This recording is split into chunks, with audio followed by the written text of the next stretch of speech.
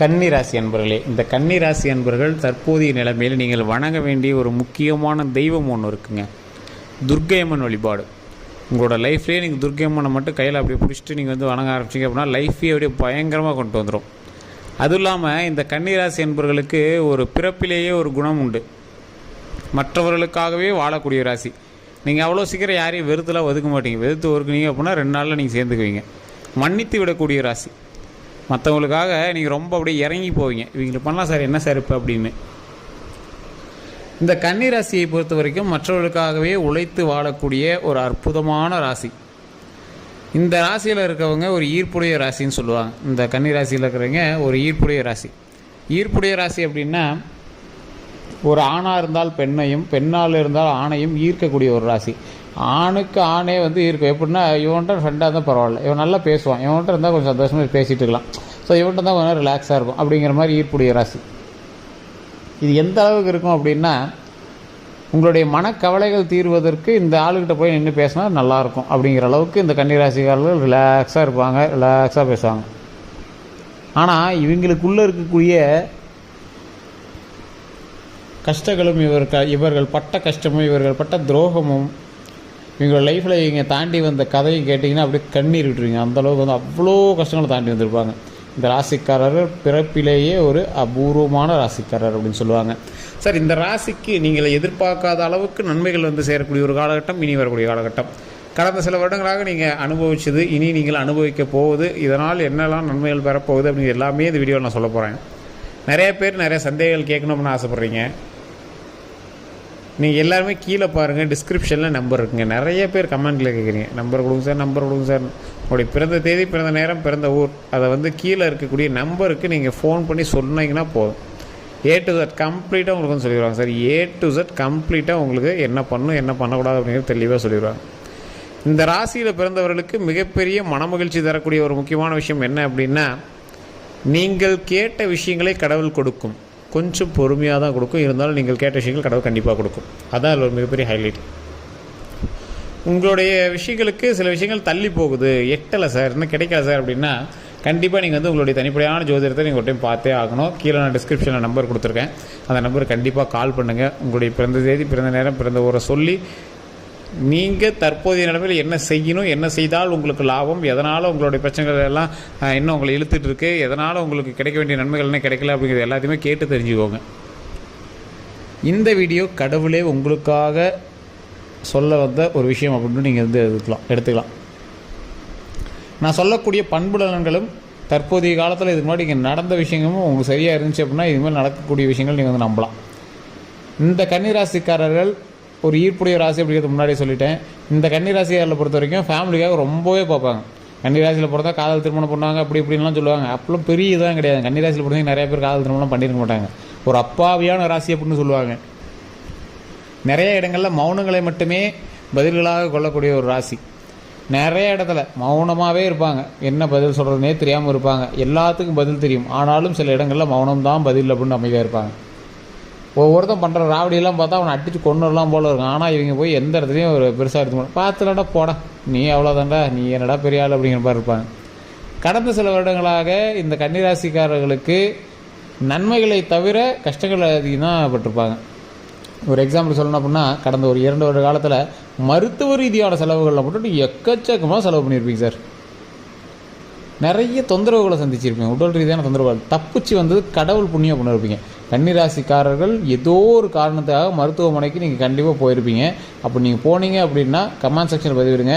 அப்படி போயிருந்து உங்களுக்கு ஒரு 2 நாள் அல்லது இவர்கள் ஒரு 2-3 நாட்களாவது ஹாஸ்பிட்டலில் இருந்திருப்பாங்க. அப்படி இல்லையா, வேறு யாருக்காவது ஒரு தேவைக்காகவாது இங்கே போய் ஹாஸ்பிட்டலில் இருந்து வந்திருக்கக்கூடிய ஒரு நேரம் கடந்த காலகட்டத்தில் இருந்திருக்கும். தொழில் ரீதியாகவும் சரி, கல்வி ரீதியாகவும் சரி, மன ரீதியாகவும் சரி, நிறைய சஞ்சலங்களை சந்தித்து உங்களுக்கு இனி வரக்கூடிய காலகட்டங்கள் மிகப்பெரிய மகிழ்ச்சியை அள்ளித்தரக்கூடிய காலகட்டமாக கடவுள் வந்து எடுத்து கொடுக்க போகிறார்.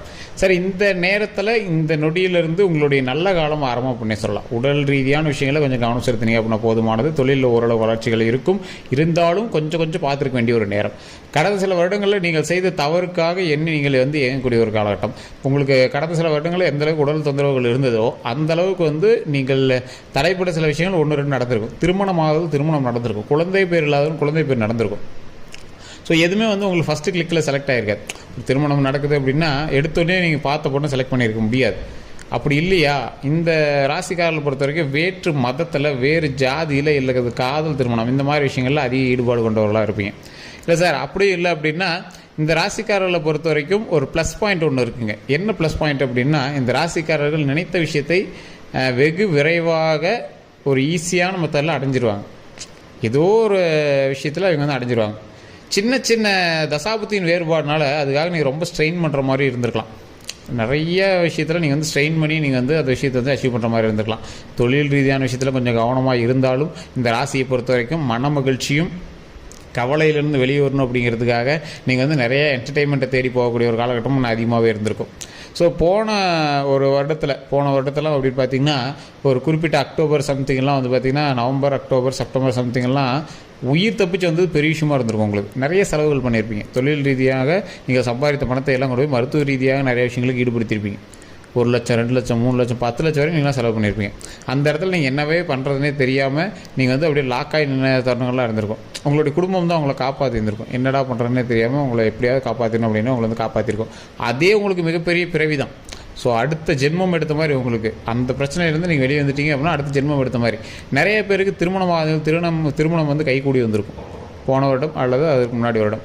குழந்தை பேர் இல்லாதவங்களுக்கு குழந்தை பேர் உண்டாயிருக்கும். உங்களுக்கு திருமணமும் கைகூடி வருவதற்கு சின்ன சின்ன லேகை ஏற்படுத்தி அதில் பிரச்சனைகளை ஏற்படுத்தி மறுபடியும் அது வந்து ரெடி ஆகிருக்கும். குழந்தை பேருமே ஃபஸ்ட்டு உங்களுக்கு வந்து ரெடி ஆகிருக்கும், மறுபடியும் அபார்ட் ஆகிருக்கும், மறுபடியும் வந்து உருவாயிரும். ஸோ இந்த மாதிரி தான் இருந்திருக்கும்.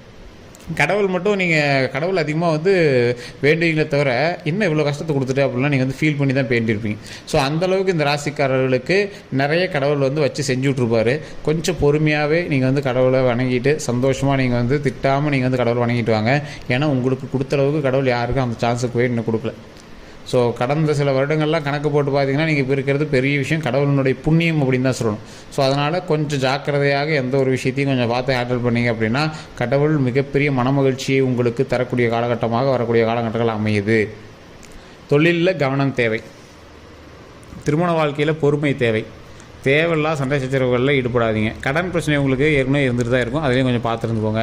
தோல் சம்மந்தப்பட்ட வேலைக்கு இச்சிங் மாதிரி சொல்லுவாங்க, சார் அரிக்குது சார், இந்த இடத்துல கொஞ்சம் அரிப்பு இருக்குது சார், அது சின்னதாக தான் இருக்கும் ஆனால் உங்களுக்கு அது பெருசாக தெரியும். முடி சம்மந்தப்பட்ட விஷயங்கள் நிறையாவே பாதிப்புகள் ஏற்பட்டிருக்கும்.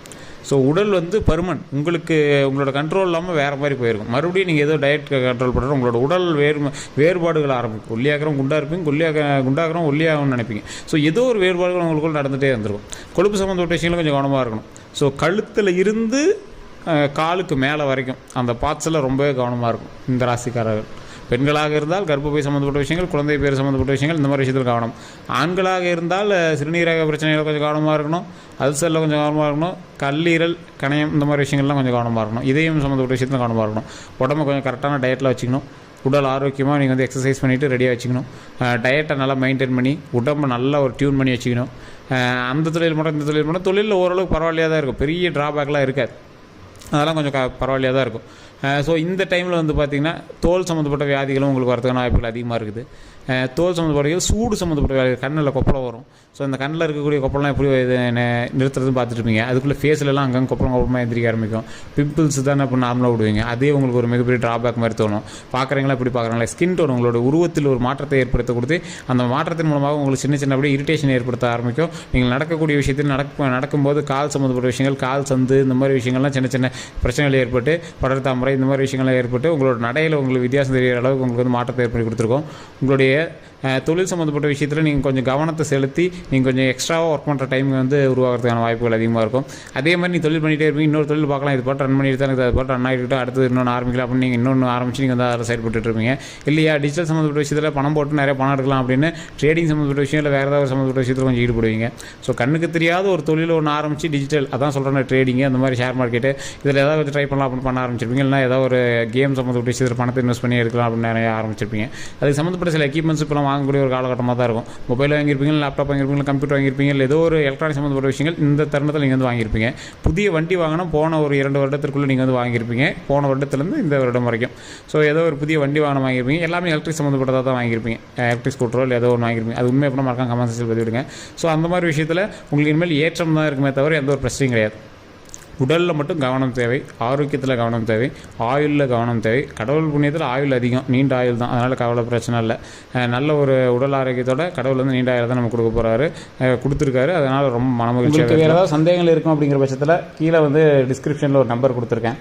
அதே மாதிரி ஃபேஸ்புக்கில் பார்த்துட்டிங்கன்னா ஸ்க்ரீனில் ஒரு நம்பருக்கு அந்த நம்பர் கால் பண்ணி நீங்கள் வந்து பேசி தெரிஞ்சுக்கலாம். எல்லோருக்கும் நன்றி நண்பர்களே.